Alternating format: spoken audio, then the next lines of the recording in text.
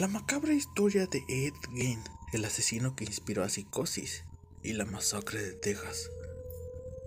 La policía de Wisconsin no podía creer los elementos que decoraban la caótica escena. Un cinturón hecho de pezones de mujeres, varias sillas y una lámpara tapizada con piel humana, un corsé elaborado con un torso, narices, uñas, máscaras creadas con rostros, huesos, cráneos y el cuerpo de su última víctima colgado de los pies, sin cabeza ni órganos. Pero el desorden de la planta baja contrastaba con la pulcritud de la parte superior de la vivienda, donde el asesino que marcó a fuego la cultura pop había cuidado a su madre hasta su muerte. La historia de Ed Gein, conocido como el carnicero de Plainfield, inspiró a los personajes de Norman Bates de Psicosis y a Leatherface de la masacre de Texas. Pero ¿cómo se transformó este granjero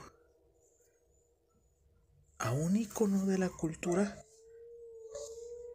Edward Theodore Gein nació el 27 de agosto de 1906 en el condado de La Crosse, Wisconsin, Estados Unidos. Su padre George Gein era un borracho que tenía una tienda de comestibles y su madre, Agustina Lerck, una ama de casa luterana que le temía a Dios. La familia la completaba Henry, su hermano, 4 años mayor. Posiblemente porque Agustina consideraba que La Crosse era una ciudad propensa al pecado. Los Gein se mudaron 8 años después a una granja de 80 hectáreas en el pequeño condado de Plainfield, donde poco a poco Ed consiguió su relación amor-odio que marcó el vínculo con su madre y forjó su historia. Su madre era una ferviente religiosa que creía en el apocalipsis y consideraba que las mujeres prostitutas eran creadas por el diablo para alentar a los hombres. Obligaba a leer a sus hijos diario la Biblia, en especial el Antiguo Testamento. Solamente había tenido sexo con su marido para procrear. No creía en amistad y castigaba a sus hijos y los veía jugando con sus compañeros. Algunas versiones aseguran que Ed fue un buen estudiante. Sus vecinos lo desmienten. Apenas llegó a 7º grado y abandonó la escuela para trabajar en la granja. Lo hizo hasta que en 1940 falleció su padre, lo que obligó a los hermanos Gein a salir a buscar trabajo. Ed hacía pequeñas tareas y cuidaba a los hijos de sus vecinos. Siempre se dijo que se entendía mejor con los niños que con los adultos, aunque era diferente. Todos confiaban en él. Lo definían como el raro inofensivo. Probablemente la primera víctima de un adolescente Eddie fue su hermano.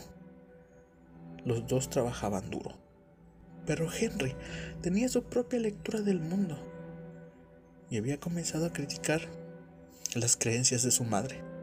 A Ed le incomodaba escucharlo hablar mal de ella, pero lo que más le molestaba era que cuestionaba el evidente complejo de Edipo que había desarrollado.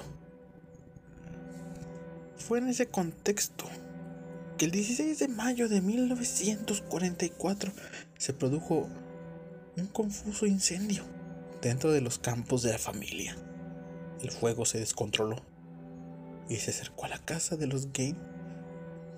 Cuando los bomberos terminaron de combatir las llamas, se dieron cuenta de que Henry había desaparecido y lo comenzaron a buscar. Su cuerpo fue hallado al atardecer. Estaba boca abajo y tenía signos de haber sido golpeado. Las pericias demostraron poco después que había muerto asfixiado, pero el caso prácticamente no se investigó.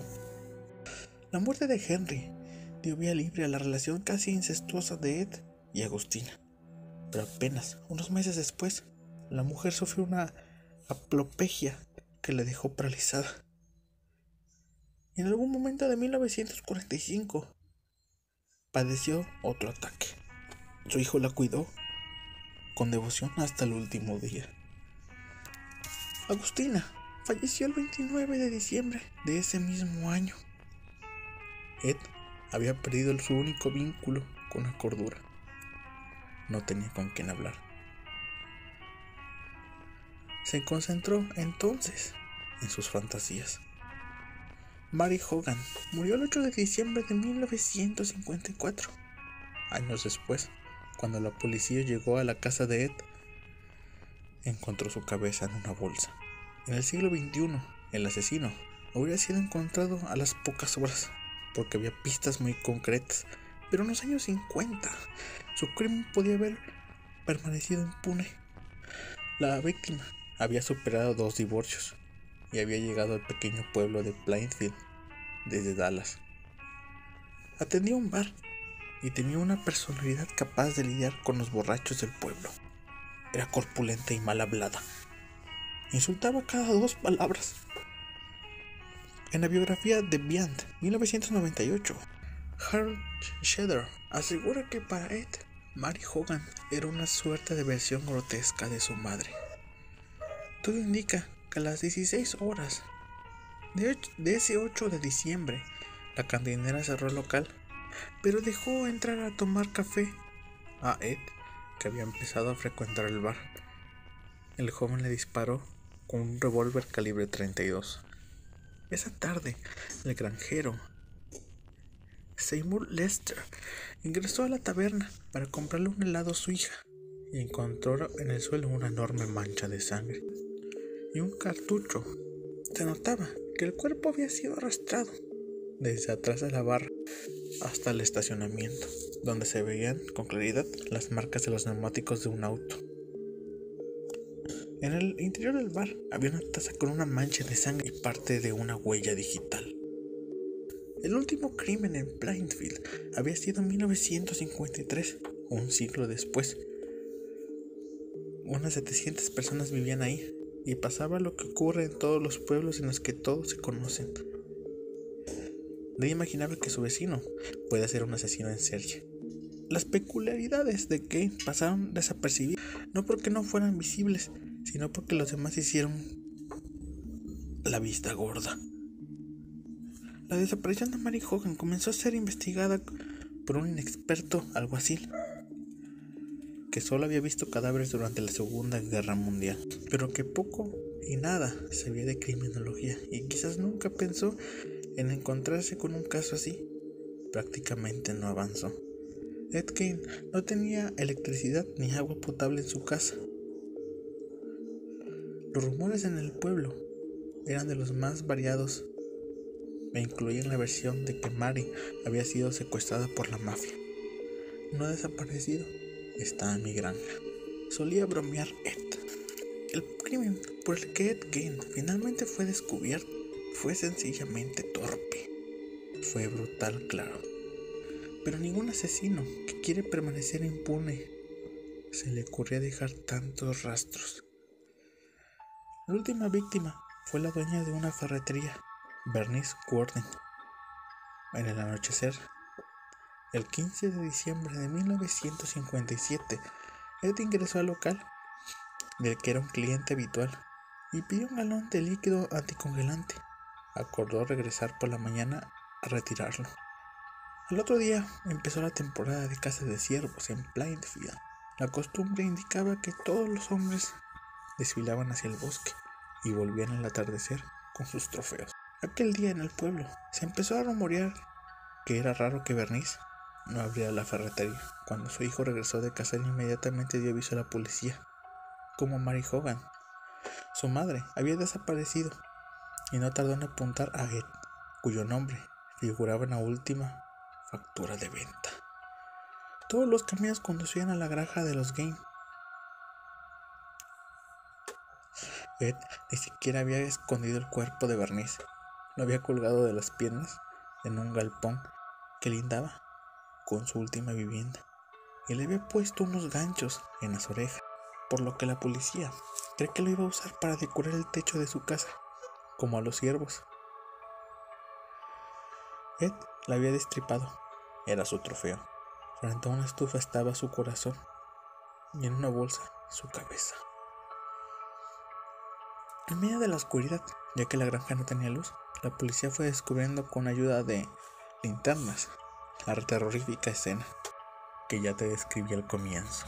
Junto a más de una década de basura acumulada, posaban fragmentos humanos de lo más variado, objetos que Ed había elaborado con partes humanas, como tazones hechos con cráneos y numerosas obras realizadas con piel, como leotardos, una papelera y varias sillas tapizadas. También había una lámpara creada con rostros humanos, además del cordón de una ventana, confeccionado con labios.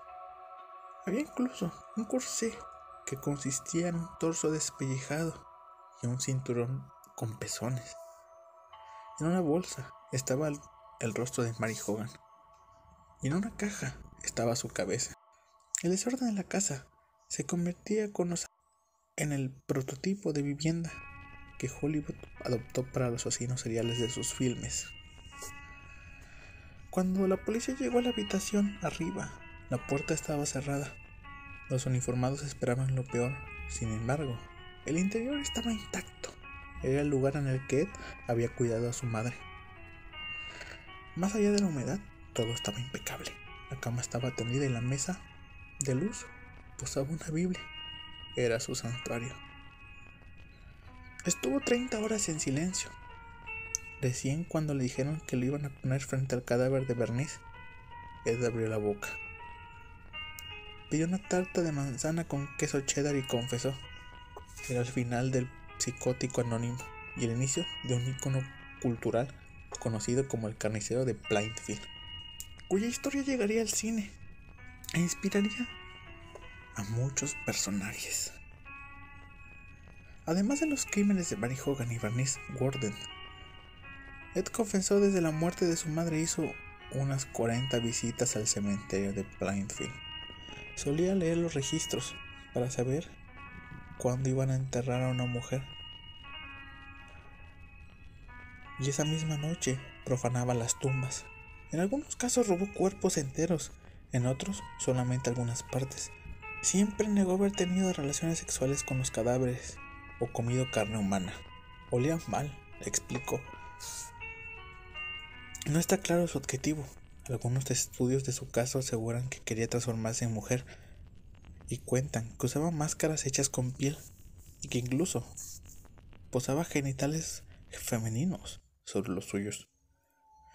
Otros piensan que buscaba recuperar a su madre y llenar el vacío que había dejado en su vida. A Ed lo valoraron durante un mes. El 6 de enero de 1958 se realizó una audiencia en la que los peritos informaron su diagnóstico: esquizofrénico, propenso a sufrir alucinaciones. Le había dicho a los psicólogos que se consideraba a sí mismo un instrumento de Dios para resucitar a los muertos. El juez lo declaró incapaz y lo envió al hospital psiquiátrico estatal. Los empleados del hospital recuerdan que Ed se portaba bien, solía leer el diario y casi no conversaba. Y así estuvo hasta que en 1968, en una junta médica, notificó a la justicia que estaba listo para ser sometido a un juicio. Fueron 9 días de audiencias hasta que lo hallaron culpable de asesinar a Bernice Worden. Fue alojado de nuevo en un hospital psiquiátrico. Ed pasó sus últimos días tumbado en su cama. Murió de un paro cardiorrespiratorio a los 77 años. Lo enterraron junto a Agustina, su madre, en un cementerio de Plainfield. Poco después, alguien robó su lápida, pero la policía la recuperó. Aunque decidieron guardarla en la oficina del sheriff, su tumba sigue siendo fácil de identificar por las cartas y flores que le dejan sus fanáticos.